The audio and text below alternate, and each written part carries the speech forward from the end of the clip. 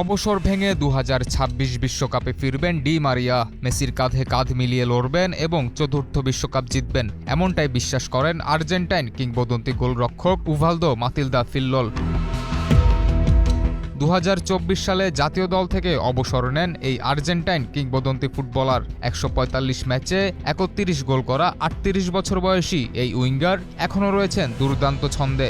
শৈশবের club Rosario সেন্ট্রালের হয়ে নিয়মিত গোল করছেন। ক্লাবটির ইতিহাসে ৩৮ বছর বয়সের পর গোল করা ৪ জন ফুটবলারের একজন তিনি, যা প্রমাণ করে বয়স শুধু একটি সংখ্যা মাত্র।